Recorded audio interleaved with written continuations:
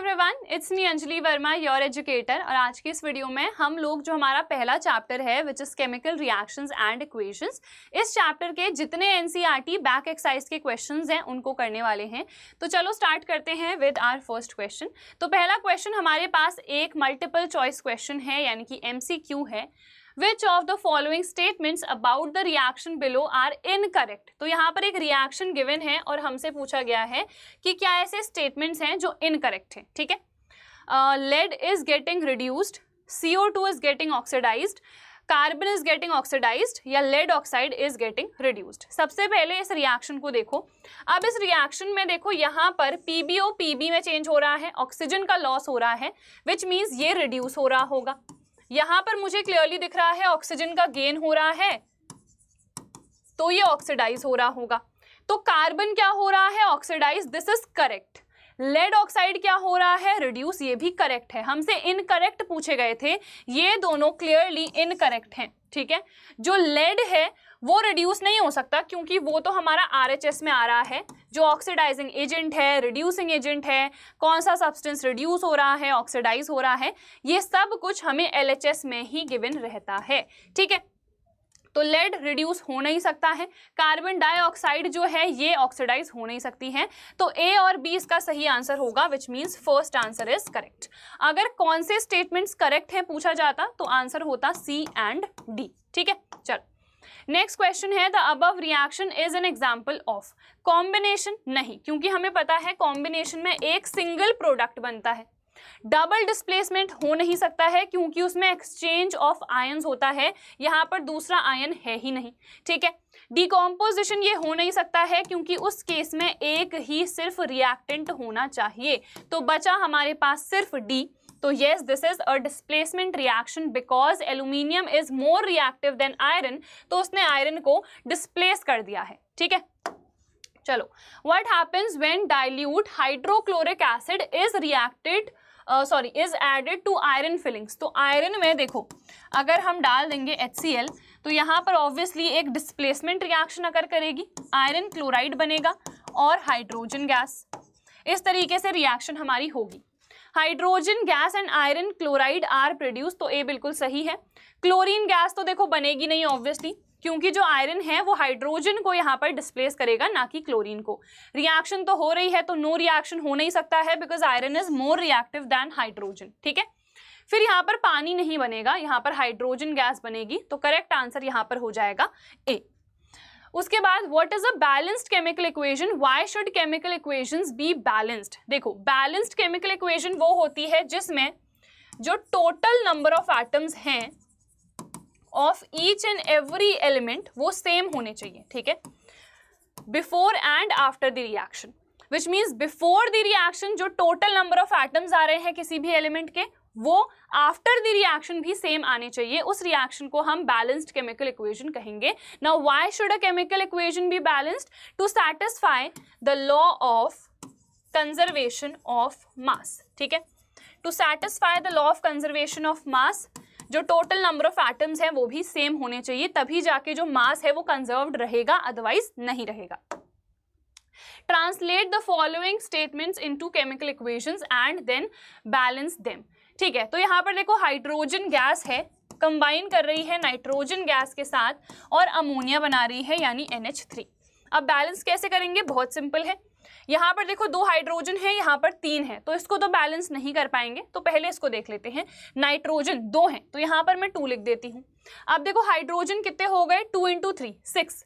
यहाँ पर हम 6 ला सकते हैं आगे कोएफिशिएंट 3 लिख के, तो बस ये बैलेंस हो गई। उसके बाद next, hydrogen sulphide gas Burns in air. Air में कोई भी चीज अगर बर्न करेगी ना तो हमेशा रिएक्शन जो है ऑक्सीजन गैस के साथ ही होगी, नाइट्रोजन के साथ क्यों नहीं होती? भले ही नाइट्रोजन सबसे ज्यादा अबंडेंट है, इसलिए नहीं होती क्योंकि जो नाइट्रोजन है वो एक इनर्ट गैस होती है, नॉन रिएक्टिव होती है, वो रिएक्ट नहीं करती है। ठीक है, तो यहाँ पर देखो क्या बना रहा है, ये पानी और इसके अलावा सल्फर डाइऑक्साइड, तो SO2। अब देखो 2 हाइड्रोजन ठीक है, एक सल्फर ठीक है, बट 2 ऑक्सीजन और 3 ऑक्सीजन ये ठीक नहीं है। तो क्या करेंगे, यहाँ पर हम ट्राई करेंगे कि नंबर इवन आ जाए। कैसे आएगा? अगर मैं यहाँ पर 2 लिख दूं, सो टोटल ऑक्सीजन कितने हो गए? देखो यहाँ पर 2 + 2 4, तो यहाँ पर भी हम कर सकते हैं, ठीक है। बट उससे पहले देखो हाइड्रोजन भी तो कितने हो गए, 4 हो गए, तो यहाँ भी मुझे 4 लाने पड़ेंगे। अब देखो सल्फर कितने हो गए, 2, यहाँ पर भी 2 लाने पड़ेंगे। अब यहाँ ऑक्सीजन कितने हो गए, 6, तो यहाँ पर मुझे कोएफिशिएंट 3 लिखना पड़ेगा, ठीक है। इस तरीके से इसकी बैलेंसिंग होगी। फिर अब यहाँ पर अगेन देखो वही करना है, बेरियम क्लोराइड BaCl2 रिएक्ट कर रहा है एल्यूमिनियम सल्फेट, तो Al2SO4 बेरियम सल्फेट बनाएगा ये, ठीक है, ठीक है। बेरियम सल्फेट का PPT बन रहा है, तो इस तरीके से प्रेसिपिटेट हम शो कर देंगे और एल्यूमिनियम क्लोराइड बन रहा है। अब यहाँ पर देखो एक बेरियम, ठीक है, 2 क्लोरीन 3 क्लोरीन, ये बैलेंस नहीं है। 2 एल्यूमिनियम 1 एल्यूमिनियम बैलेंस नहीं है, तो यहाँ पर 2 लिख देती हूँ, ठीक है। फिर SO4 3 है, यहाँ तो SO4 1 ही है, तो आगे मैं 3 लिख देती हूँ। अब देखो बेरियम कितने हो गए, 3, यहाँ भी 3 लाने पड़ेंगे। क्लोरीन कितने हो गए, 6, यहाँ पर भी कितने हो गए, 6। देन उसके बाद एल्यूमिनियम 2 है, यहाँ भी 2 है, 3 बेरियम SO4 3, तो हो गई ये इक्वेशन बैलेंस्ड। फिर पोटेशियम जो है वो रिएक्ट कर रहा है पानी के साथ, पोटेशियम हाइड्रोक्साइड बना रहा है और हाइड्रोजन गैस इवॉल्व हो रही है। अगेन देखो यहाँ पर 2 हाइड्रोजन बट यहाँ पर 3 हाइड्रोजन, तो इवन नंबर मुझे यहाँ पर लाना पड़ेगा। कैसे लाऊंगी, इधर पर 2 लिख देती हूँ। हाइड्रोजन अब देखो कितने हो गए, 4 हो गए, तो यहाँ पर भी 4 ले आएंगे। पोटेशियम भी कितने हैं, 2 हैं, तो यहाँ पर भी 2 लिख देंगे। इस तरीके से ये पूरी बैलेंसिंग हो गई। नेक्स्ट अब यहाँ पर भी हमें बैलेंसिंग करनी है, तो देख लो 1 हाइड्रोजन प्लस 2, 3 हाइड्रोजन है, यहाँ पर 2 ही हाइड्रोजन है, तो हमें कुछ देखना पड़ेगा। फिर उसके बाद NO3 1 है, यहाँ NO3 2 है, तो यहाँ पर बैलेंस करने के लिए मुझे 2 लिखना पड़ेगा, है ना, 2HNO3 आ जाएगा, तो ये बैलेंस हो जाएगा। फिर उसके बाद देखो कैल्शियम 1 है, ठीक है। ऑक्सीजन कितने हो गए, देखो यहाँ पर 2 + 6 यानी कि 8, यहाँ पर भी तो कितने लाने पड़ेंगे, मुझे 8 लाने पड़ेंगे ना, तो कैसे हम करेंगे, यहाँ पर 2 लिख देंगे। अब देखो वापस से शुरू करो, 2 + 2, टोटल यहाँ पर 4 हो गए हाइड्रोजन, यहाँ भी 4 हो गए, हाइड्रोजन बैलेंस्ड है। NO3 या आप सिर्फ नाइट्रोजन भी देखोगे तो उस केस में आप वैसे भी कर सकते हो, मैं कंप्लीट NO3 देख रही हूँ, ठीक है। तो NO3 यहाँ पर 2 है, यहाँ पर भी 2 हैं, ठीक है। फिर देखो 2 ऑक्सीजन अलग से हैं, 2 ऑक्सीजन यहाँ पर भी अलग से हैं और कैल्शियम 1 है, तो ये इक्वेशन जो है ये कंप्लीटली बैलेंस्ड है। आप चाहो तो नाइट्रोजन और ऑक्सीजन को अलग से भी देख सकते हो, ठीक है, और चाहो तो वैसे भी देख सकते हो। तो यहाँ पर मुझे क्या करना था, सिर्फ और सिर्फ 2 ही लिखना था और ये इक्वेशन बैलेंस हो गई, और यहाँ पर भी हमें क्या लिखना था, 2 लिखना था, ठीक है। तो I hope this is clear. Next पे आ जाओ। देखो यहाँ पर क्लियरली 1 सोडियम है, यहाँ पर 2 हैं, तो मैं क्या करूँगी, पहले तो डायरेक्टली यहाँ पर 2 लिख दूंगी। उसके बाद देखो यहाँ पर हाइड्रोजन कितने हो गए, 4, तो यहाँ पर भी 4 लाने पड़ेंगे। ऑक्सीजन देखो 4 + 2 6, यहाँ भी 4 + 2 6, तो बस ये हो गई बैलेंस। नेक्स्ट पे आ जाओ, 1 सोडियम, ठीक है, 1 Cl 1 Ag 1 NO3 ये बैलेंस्ड है ऑलरेडी, ठीक है, this is already balanced. Next पे आ जाते हैं, यहाँ पर देखो 1 बेरियम, ठीक है, 2 क्लोरीन है, तो यहाँ पर भी मुझे 2 लिखना पड़ेगा। फिर 2 हाइड्रोजन है, 2 यहाँ भी हो गए, SO4 हो गई ये बैलेंस। इतना सिंपल है। देखो अब यहाँ पर भी हमें बैलेंसिंग करनी है, कर लेते हैं। Calcium hydroxide plus carbon dioxide, calcium carbonate और पानी, इस तरीके से हमने ये बना दिया। 1 कैल्शियम, ठीक है। ऑक्सीजन 4 है, यहाँ पर भी 3 + 1 4 है, ठीक है। फिर यहाँ पर 2 हाइड्रोजन, 1 कार्बन, तो बस ये ऑलरेडी बैलेंस्ड है, ठीक है। इसमें भी हमें कुछ बैलेंस अलग से करने की ज़रूरत नहीं है। फिर यहाँ पर देखो जिंक है, सिल्वर नाइट्रेट AgNO3 होता है, यहाँ पर जिंक नाइट्रेट बनेगा which is this, and silver हो गया डिस्प्लेस। अब देखो क्लियरली NO3 यहाँ पर होल ट्वाइस है, विच मीन्स यहाँ पर भी मुझे लाना पड़ेगा। सिल्वर कितने हो गए, 2, तो यहाँ पर भी मुझे 2 लिखना पड़ेगा, and that is it, balance हो गया, इतना सिंपल। एल्यूमिनियम है, कॉपर क्लोराइड के साथ रिएक्शन हुई, एल्यूमिनियम क्लोराइड AlCl3 बन गया, कॉपर हो गया यहाँ पर डिस्प्लेस, ठीक है। अब देखो 2 क्लोरीन 3 क्लोरीन, 1 एल्यूमिनियम 1 कॉपर, ये तो बैलेंस्ड है। क्लोरीन बैलेंस करना पड़ेगा, कैसे करेंगे, देखो यहाँ पर 2 है, यहाँ पर 3 है। मैथ्स में एलिमिनेशन मेथड हम एक यूज करते हैं जहाँ पर जो नंबर है वो हम सेम कर रहे होते हैं, यहाँ भी वही अप्लाई करेंगे। यहाँ पर 6 लाएंगे, यहाँ पर भी 6 लाएंगे। यहाँ 6 कैसे लाएंगे, जब इसको मैं 2 से मल्टीप्लाई कर दूं। यहाँ 6 कैसे लाएंगे, जब इसको मैं 3 से मल्टीप्लाई कर दूं। 3 कॉपर हो गए तो इधर पर 3 लिखना पड़ेगा, 2 एल्यूमिनियम हो गए तो यहाँ पर 2 लिखना पड़ेगा। इस तरीके से ये हो गए हमारे पास बैलेंस्ड। तो मैथ्स में एलिमिनेशन मेथड मैंने आप लोगों को पढ़ा रखी है, सेम वही मेथड जो है यहाँ पर भी हम लोगों को अप्लाई करनी है, केमिस्ट्री में भी, ठीक है। सो केमिस्ट्री में भी हम लोगों ने मैथ्स ढूंढ ही ली। उसके बाद बेरियम क्लोराइड है, BaCl2 प्लस पोटेशियम सल्फेट, तो K2SO4 क्या बनाएगा, ये बेरियम सल्फेट BaSO4 और पोटेशियम क्लोराइड KCl। 2 क्लोरीन और 2 यहाँ पर पोटेशियम है, तो यहाँ पर सिर्फ 2 लिख दो, ये पूरी इक्वेशन हो जाएगी बैलेंस। उसके बाद नेक्स्ट पे आ जाओ, यहाँ पर भी हमें बैलेंसिंग करनी है। Identify the type of reaction also, ठीक है। यहाँ पर हमें टाइप ऑफ रिएक्शन भी बताना है, आई थिंक प्रीवियस तक नहीं बताना था, ठीक है, यहाँ से बताना है। देखो पोटेशियम ब्रोमाइड क्या होगा, KBr, एक्वस है ये, प्लस बेरियम आयोडाइड BaI2, ये भी एक्वस है। पोटेशियम आयोडाइड बन रहा है विच मीन्स Ki बन रहा है एक्वस, प्लस यहाँ पर क्या बन रहा है, बेरियम ब्रोमाइड यानी कि BaBr2, ठीक है। तो ये है हमारे पास सॉलिड। तो यहाँ पर पूरी इक्वेशन हमने लिख दी। 2 आयोडीन मुझे दिख रहे हैं तो इधर पर मैं 2 लिख देती हूँ। 2 पोटेशियम हो गए, इधर पर 2 लिख दिया, और 2 ब्रोमीन थे, यहाँ पर 2 ब्रोमीन हो गए हैं। So this is balanced. Clearly आप देख सकते हो ये आयन इसके साथ चला गया, ये इसके साथ चला गया। सो ये क्या होगी, एक डबल डिस्प्लेसमेंट रिएक्शन, ठीक है। चलो नेक्स्ट पे आ जाओ। अब यहाँ पर क्या है, जिंक कार्बोनेट है जो कि सॉलिड है, ये टूट रहा है जिंक ऑक्साइड में, ये भी सॉलिड है, और कार्बन डाइऑक्साइड में जो कि गैसियस है। ये पहले से ही बैलेंस्ड है, ठीक है। और यहाँ पर क्लियरली मुझे दिख रहा है एक रिएक्टेंट 2 प्रोडक्ट्स में टूट रहा है। So this is a decomposition reaction. सब में हमें टाइप भी बताते जाना है, तो वो भी हमें देखना है। फिर हाइड्रोजन है, क्लोरीन गैस के साथ ये रिएक्ट कर रहा है, हाइड्रोजन क्लोराइड गैस बना रहा है। क्लियरली ये दोनों 2 हैं तो इधर पर 2 लिख देंगे।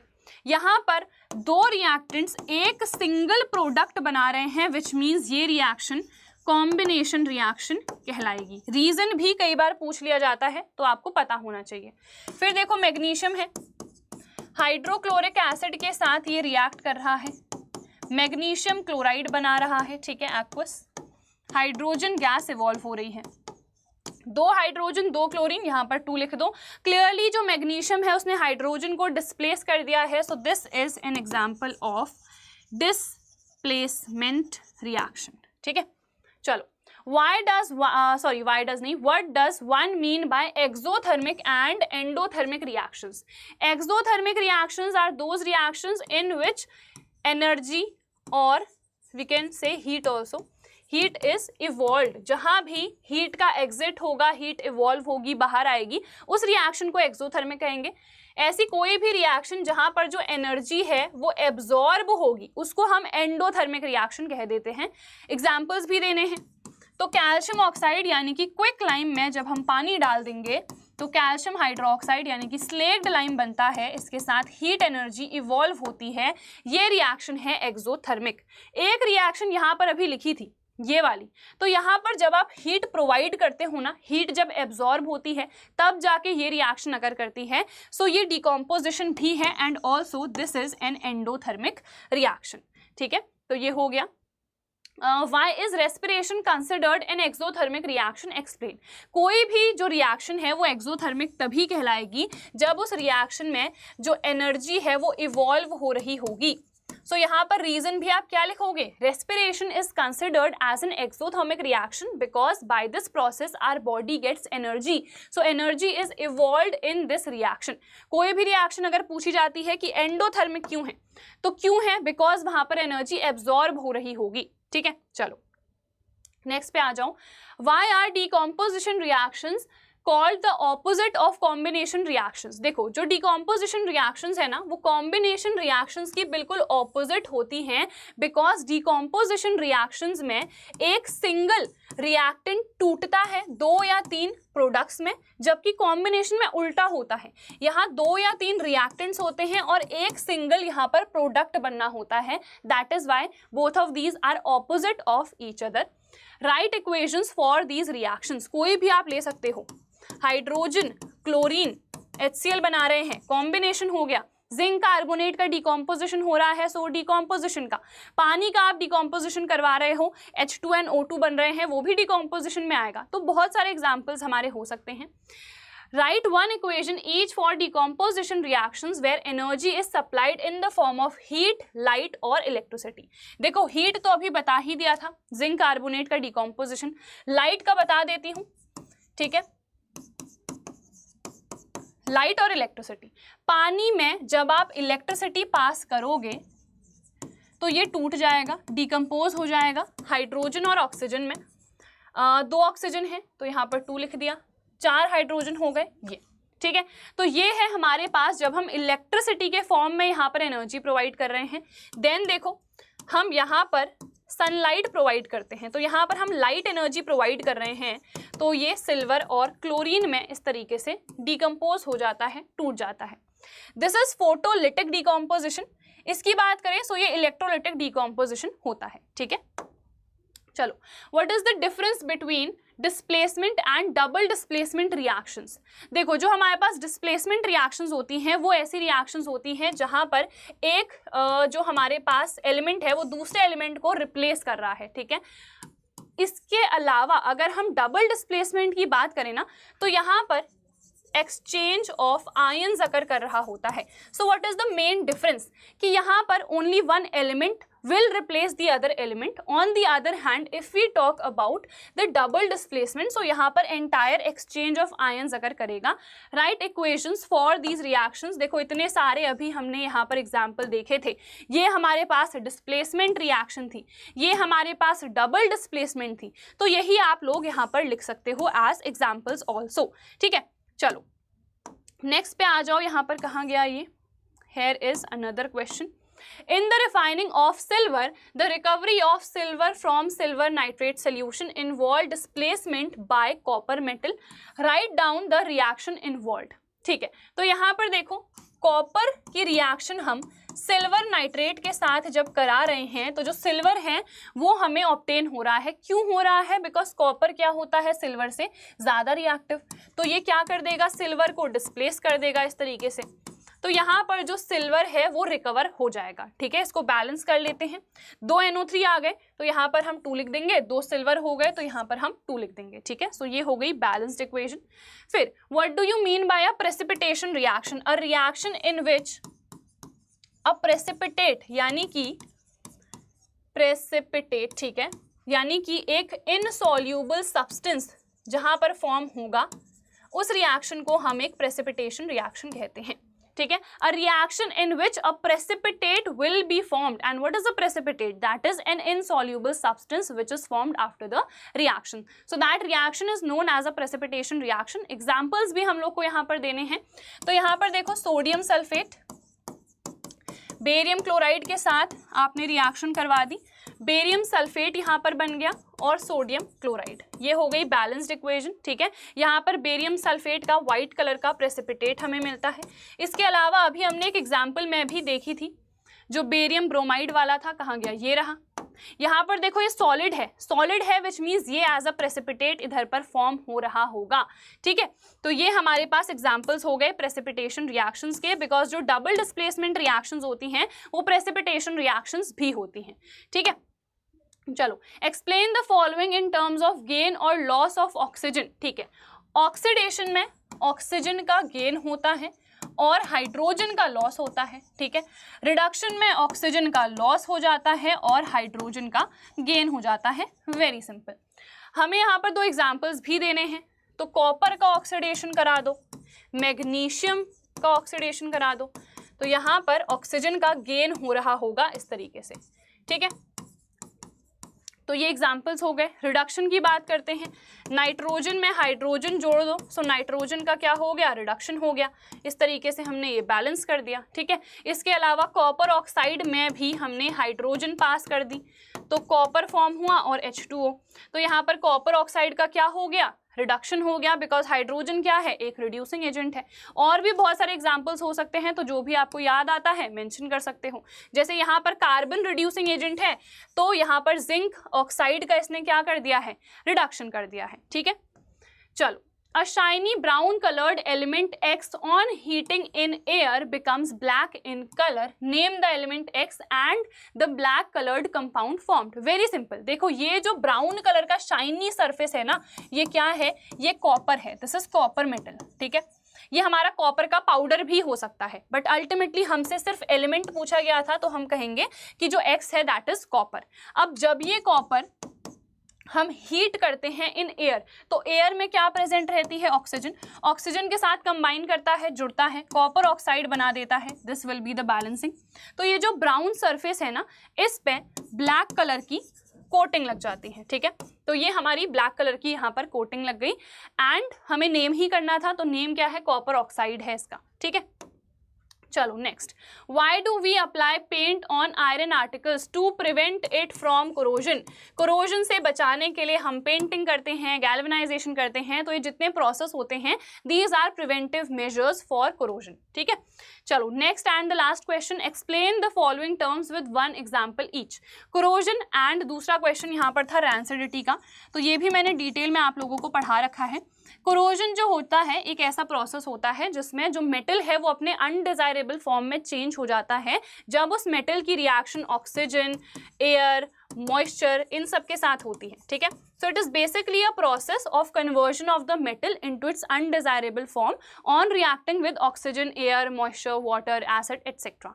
ठीक है, एग्जाम्पल जैसे रस्टिंग है, तो यहाँ पर rusting of iron is a very good example of corrosion, जिसमें हाइड्रेटेड फेरिक ऑक्साइड की ब्राउन कलर की लेयर बन जाती है आयरन के आर्टिकल्स में। ठीक है, then rancidity, so rancidity is the process जिसमें जो फैट्स और ऑयल्स फूड मटेरियल में प्रेजेंट रहते हैं उनका ऑक्सीडेशन हो जाता है, resulting in a bad smell and bad taste. ठीक है, एग्जाम्पल आपको पता है, अगर हम कोई भी एप्पल को, टोमेटो को या किसी भी फ्रूट और वेजिटेबल को बहुत दिन के लिए ओपन में रख देंगे, सो ऑक्सीजन है आसपास एयर में, है ना, तो अगर हमने रेफ्रिजरेटर में नहीं रखा है, वैक्यूम पैकेजिंग नहीं कर रखी है, सो इन दैट केस क्या होगा, ऑक्सीडेशन हो जाएगा एंड बैड स्मेल और टेस्ट आने लगेगा। That is what is known as rancidity. ठीक है, तो I think this is clear यार।